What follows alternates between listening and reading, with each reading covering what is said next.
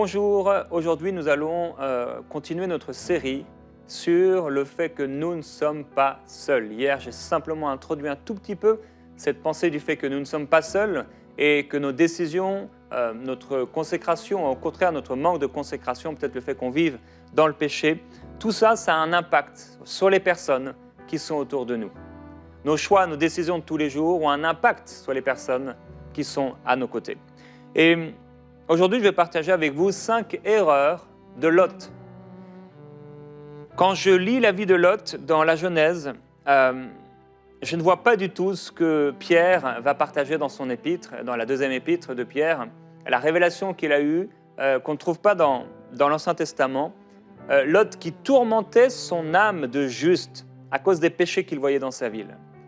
Et s'il n'avait pas eu cette révélation, j'avoue que je n'aurais pas eu moi-même, en tout cas, sauf si le Seigneur l'avait voulu, mais parce que c'est tellement loin le Lot que Pierre nous présente en une phrase, et le Lot qu'on peut retrouver dans le livre de la Genèse.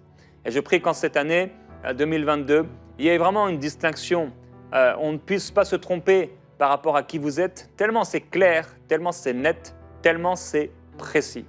Et que ce ne soit pas seulement un moment de notre vie peut-être où nous avons été proches de Dieu, où nous nous sommes consacrés, où nous étions ce croyant fervent, zélé, rempli du Saint-Esprit, et tout le reste de notre vie, nous étions là dans la passivité, nous étions là peut-être dans l'égarement, loin du Seigneur et tièdes. Et nous savons ce que le Seigneur fera des tièdes, et nous ne voulons pas être tièdes. On a vu dernièrement que l'homme a été placé par Dieu dans le jardin pour le cultiver et pour le garder. L'homme avait 2 responsabilités, c'était cultiver et garder le jardin. Il avait également une responsabilité par rapport à Ève, puisqu'il aurait dû également la garder. Et il devait, dans le jardin, observer, regarder attentivement le jardin pour le protéger des ennemis. Et il n'a pas su protéger Ève de cet ennemi qui s'est déguisé comme un serpent et qui a fait en sorte qu'au bout d'un moment, l'homme a dû quitter le jardin. Ève également n'a pas su tenir sa responsabilité, elle n'a pas su veiller elle non plus sur son époux. Elle aurait dû être une sage conseillère, mais au contraire, elle l'a entraîné avec elle dans son péché. Donc, on peut faire des erreurs et il y a des erreurs qui coûtent cher. Et on peut aussi entraîner les autres soit vers le haut ou soit les tirer vers le bas. Et on va voir 5 erreurs qu'a fait Lot dans Genèse au chapitre 19. Alors dans Genèse chapitre 19, il y a là vraiment une histoire très particulière. On nous présente les villes de Sodome et Gomorrhe et 2 anges qui arrivent pour pouvoir épargner la vie de Lot et de sa famille. Et parce que Dieu va juger Sodome et Gomorrhe, parce que le péché de ces villes est devenu très grand devant l'Éternel. Et Lot va accueillir ces anges. Les gens vont venir à la porte de sa maison pour coucher avec ce qu'ils pensaient être des hommes. La ville était là réunie, c'était vraiment terrible. Et finalement, Lot va être prêt à jeter ses filles comme ça en pâture à ces gens qui allaient certainement les faire mourir par les relations qu'ils allaient avoir avec elles. C'est terrible. Mais finalement, l'ange et les anges s'interposent et ils étendent leurs mains. Ils frappent d'aveuglement les gens qui sont à l'entrée de la maison. Et là, les anges vont presser Lot de prendre avec lui ces personnes pour les faire sortir de cette maison.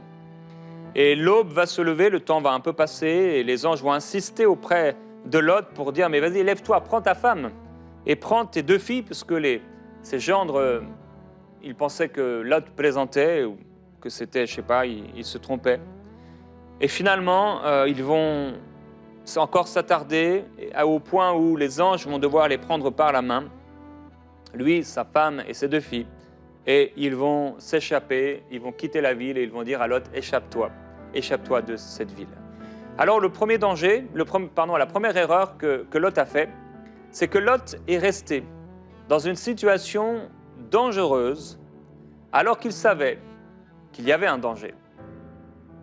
Lot est resté dans une situation dangereuse. Les anges sont là pour le faire quitter la ville, pour le faire quitter la maison, et bien qu'il sache que cet endroit est un endroit dangereux, il y reste. Au point où par 2 fois les anges sont obligés de le presser pour l'en faire sortir. La première erreur de Lot, c'est qu'il est resté là dans cette situation dangereuse, bien qu'il savait que c'était dangereux. Et l'ange a dit à Lot de quitter la ville. Lot ne sort pas.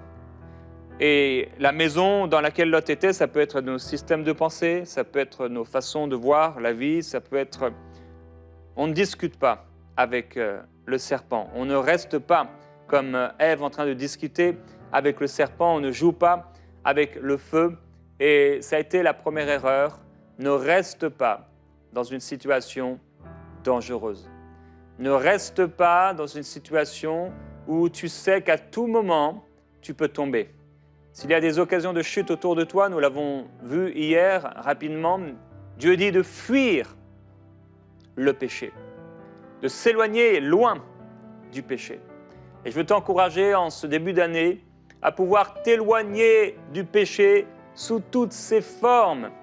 Ne reste pas dans une situation dangereuse. Ne reste pas dans une situation où tu peux à tout moment tomber. Il est important de pouvoir s'éloigner des choses qui peuvent nous faire tomber. S'il y a des amis, à chaque fois que tu les vois, tu tombes. S'il y a des personnes, à chaque fois que tu les vois, ça devient n'importe quoi.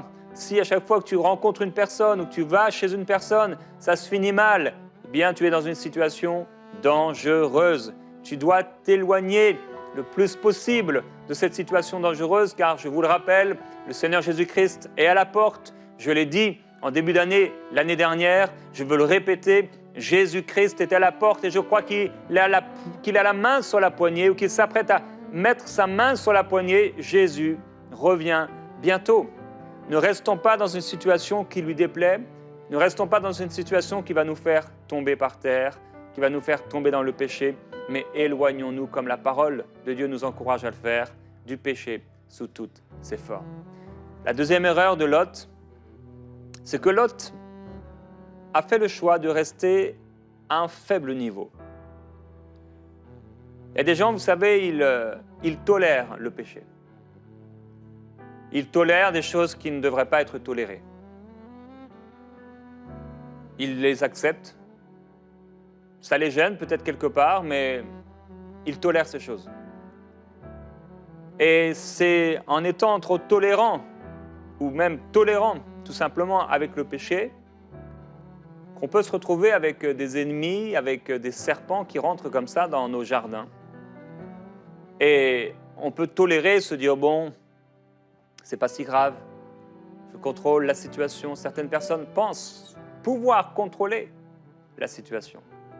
Certaines personnes pensent pouvoir se retrouver comme ça avec une jeune fille seule dans une maison et contrôler la situation. Mais on ne peut pas faire confiance en la chair. Et donc, Lot, lui, va faire le choix de rester à un faible niveau, en restant parler avec ses gendres. Vous savez, il est là avec ses gendres, en train d'essayer de leur montrer qu'il faut venir, qu'il faut sortir de là, de les convaincre.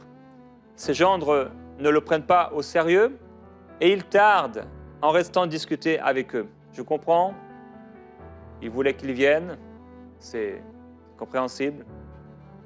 Et il est écrit, lève-toi, prends ta femme et tes 2 filles qui se trouvent ici, parce que les anges vont s'interposer, de peur que tu ne périsses dans l'iniquité de la ville. Et alors qu'il tardait, les hommes saisirent sa main, la main de sa femme et la main de ses 2 filles, puisqu'ils étaient 2 anges, donc dans chaque main ils avaient une personne. L'Éternel ayant eu pitié de lui, ils le firent sortir et le laissèrent hors de la ville. Lot, c'est une image bien sûr, il reste là avec ses gendres, qui sont l'image des personnes avec un faible niveau spirituel. Et le faible niveau spirituel des personnes qui t'entourent ne doit pas t'amener à rester à leur niveau. Et tu dois, toi aussi, nous devons dépasser notre propre niveau. Et si nous voulons voir des changements, on va devoir sortir de notre zone de confort et faire un chemin. On va devoir être quelqu'un qui crée des brèches. On va devoir faire des brèches pour sortir de cette situation. La façon dont tu es entouré, ça a un impact sur ta vie spirituelle. Mais aussi, ta propre vie spirituelle a un impact sur les gens de ta famille. Je prie que tu puisses être la personne qui va amener les autres à un niveau spirituel plus élevé. Je prie que tu sois la personne en 2022 qui va encourager les autres à être amoureux de Dieu.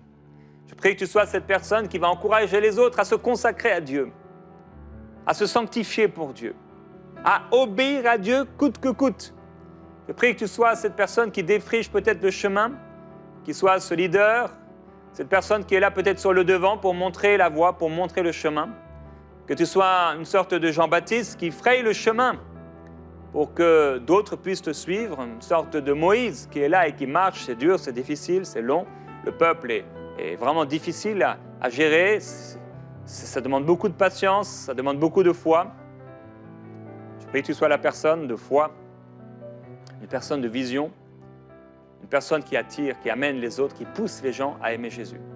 Je prie que dans ta famille, dans ton foyer, tu sois celui ou celle qui va amener l'autre à prendre des décisions pour Jésus. Non pas en imposant avec une espèce de dictature spirituelle où tu forces les gens à te suivre, où tu forces les gens à faire les choses qui pourtant même sont bonnes, mais non, plutôt en inspirant les gens.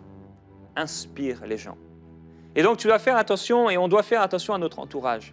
Il est clair que si nous sommes entourés seulement de personnes qui ne connaissent pas Dieu, ça va être difficile. Je crois vous avoir raconté un jour, il y avait des artistes, une troupe d'artistes, et cette troupe d'artistes, tous ces gens étaient là et ils vivaient des relations sexuelles contre nature, et un homme est arrivé et lui il trouvait ça abominable, il disait mais c'est terrible ce genre de choses, tout le monde, tous agissent et ils ont des relations contre nature. Il était choqué au début, mais au bout de quelques mois, en étant resté avec ces personnes, lui aussi a commencé à avoir des relations sexuelles contre nature. L'entourage, c'est énorme, c'est l'impact de notre entourage. Et au début, on a commencé donc avec Michael et Anna-Patrick, avec Annabelle, un groupe de jeunes, et il y avait un feu qui s'est manifesté. Et la présence de Dieu et le feu qui s'est manifesté là dans notre petit groupe de jeunes a commencé même à s'étendre sur l'église. Nous avons à ce moment-là changé de bâtiment d'église. Et parce qu'on était entourés, parce que nous-mêmes on s'est entourés, que nous-mêmes on a fait des choix et on est devenu bouillants. Et le feu a commencé à se manifester. Mais il y a des jeunes qui sont là dans une église où il n'y a aucun feu, il n'y a rien qui se passe, et ça a été le cas pendant longtemps, avant d'être ensemble, avant d'être connectés aux bonnes personnes. Et ton entourage, choisis bien tes amis. Choisis bien les personnes avec qui tu parles. Lui, c'est une image et une illustration, il reste là avec ses gendres, des gens qui apparemment n'en ont rien à faire de Dieu, de la parole de Dieu. Et il reste discuter avec eux. Vous savez, comme tu peux tremper quelque chose, une pomme, dans de l'alcool, et au bout d'un moment, tu sors la pomme et tu croques dedans et elle est imbibée d'alcool. Ce n'est pas ce que je fais, mais c'est un exemple. Et quand tu restes dans un endroit, dans une atmosphère, dans un environnement hostile à Dieu, ou un environnement qui n'a aucune crainte de Dieu, ça va avoir un impact sur ta vie. Et ça a été sa deuxième erreur, de rester à un faible niveau. Mais peut-être aussi, c'est en dehors des personnes qui sont autour de toi, toi-même, rester à un faible niveau spirituel, te contenter du médiocre, ou te contenter du juste assez, te contenter du politiquement ou spirituellement correct. Ça va, je ne suis pas quelqu'un qui pêche vraiment, bon, ma relation avec Dieu, c'est pas extraordinaire, mais ça va, c'est bon, mon entrée au ciel, elle est garantie. Ne reste pas à ce niveau.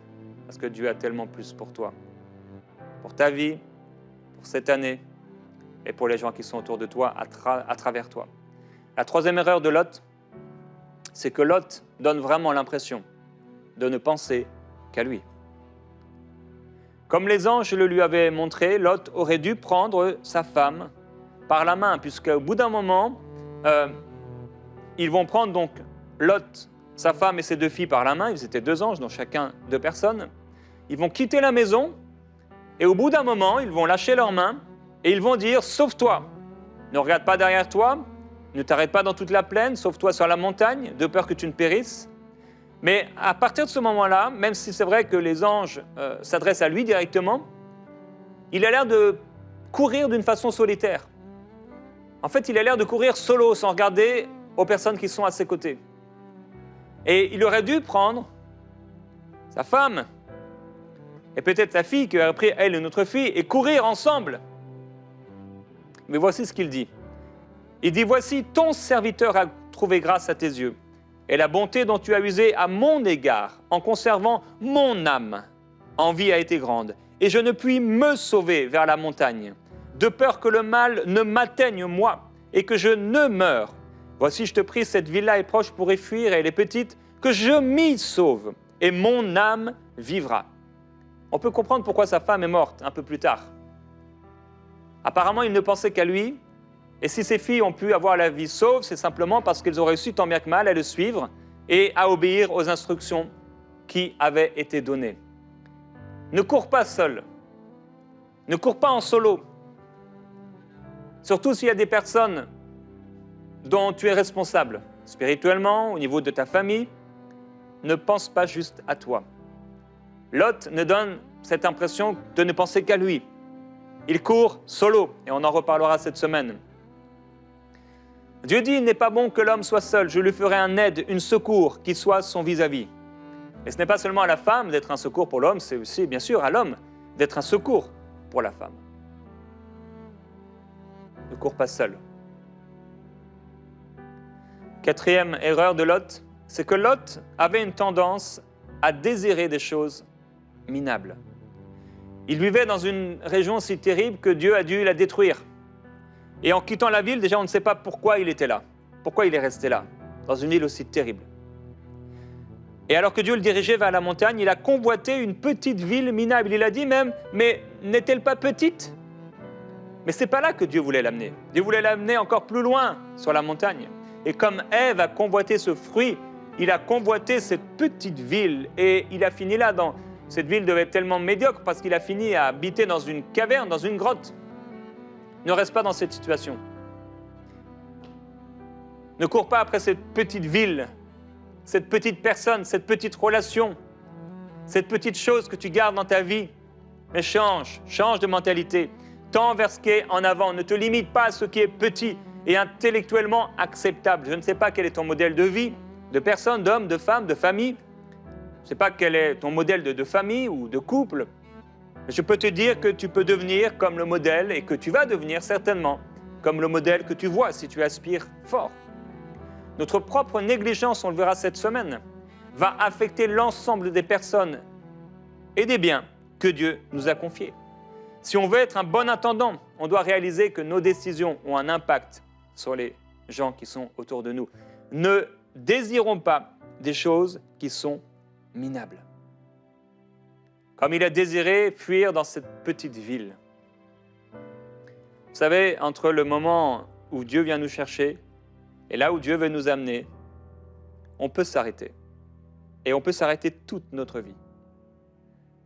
Il y a entre ce que nous vivons aujourd'hui et ce que Dieu veut nous faire vivre, j'en ai parlé hier, il y a vraiment une distance incroyable.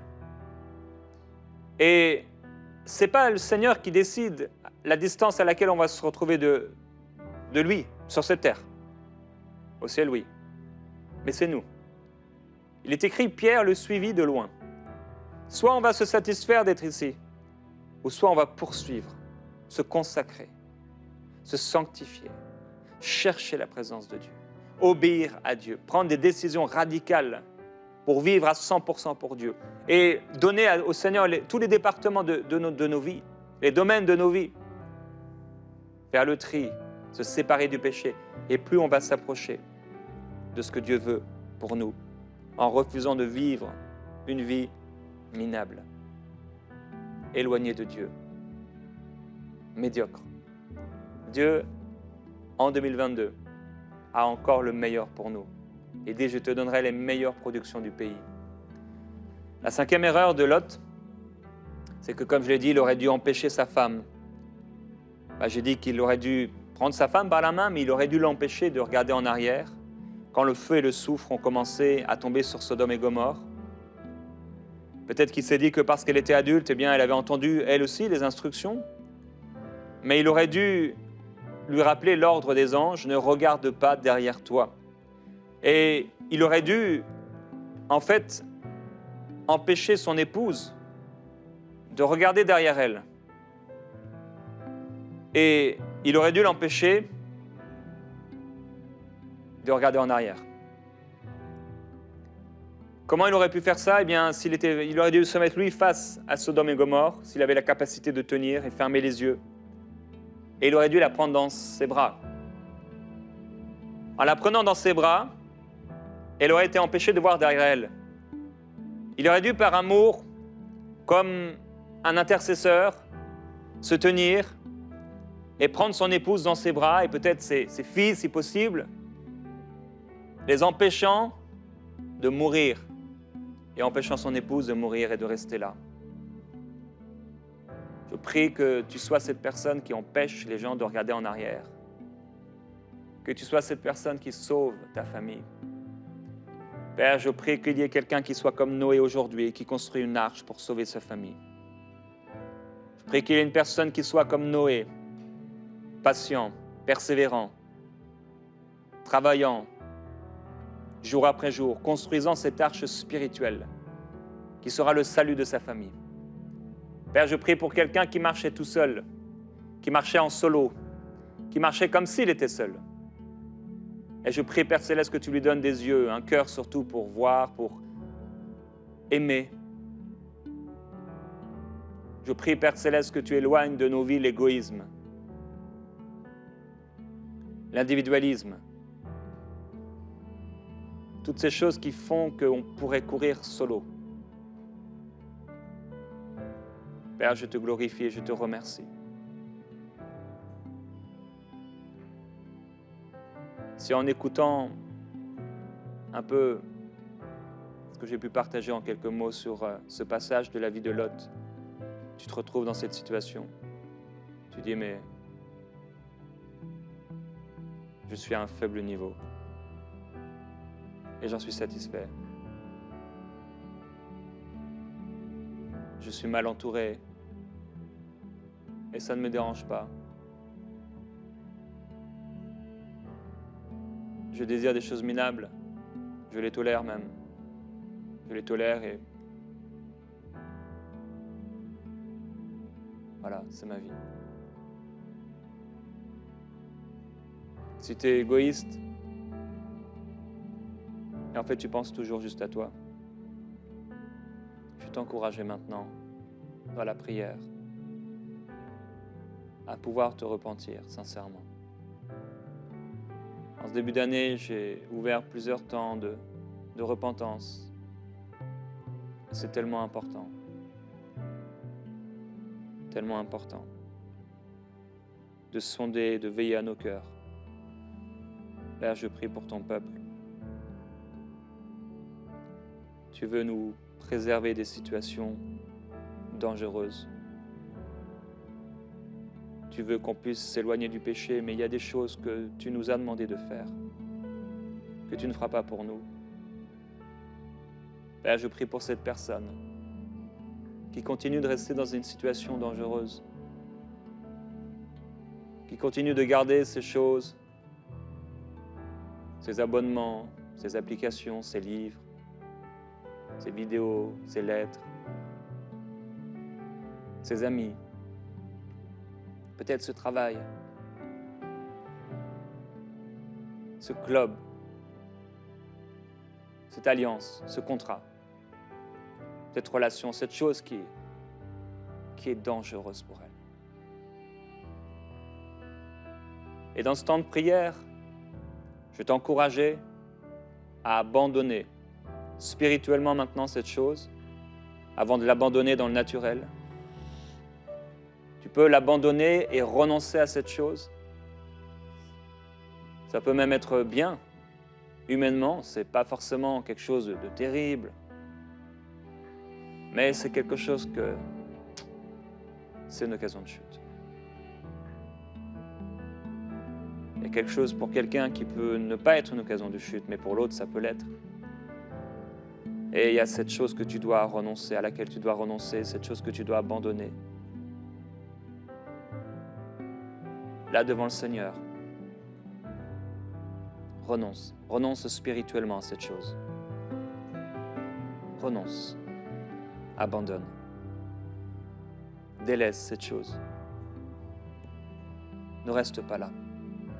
Père, je prie que cette personne ne reste pas là, dans cette situation. Père, que ton peuple soit saint, irréprochable. Je prie pour les personnes qui sont égoïstes. Père, tu dis aujourd'hui, tu n'es pas seul. Il y a des gens qui sont autour de toi. Tu nous l'as rappelé, Père, il y a quelques jours. Il y a des personnes qui sont autour de nous. Oui, je prie qu'il y ait des Noé qui construisent cette arche dans la prière pour sauver leur famille. Je prie qu'il y ait comme les parents de Moïse qui n'ont pas eu peur du roi, de Pharaon, mais qui ont voulu le sauver parce que ce garçon était beau et parce que c'était le leur. Père, je prie qu'il y ait des personnes comme Abraham, en vue de la promesse, en vue des multitudes, paye le prix. Paye le prix. Je prie, Père, que la graine de blé tombe en terre et meure, afin qu'elle ne reste pas seule, mais qu'elle porte du fruit. Père, merci.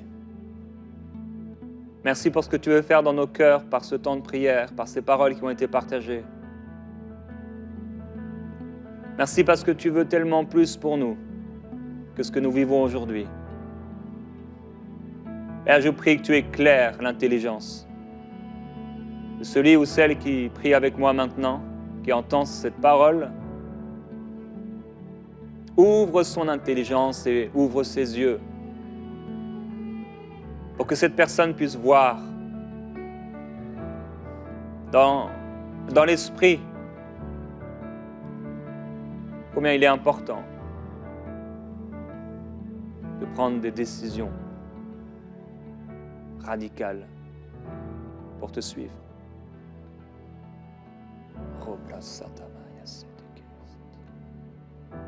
Merci Seigneur.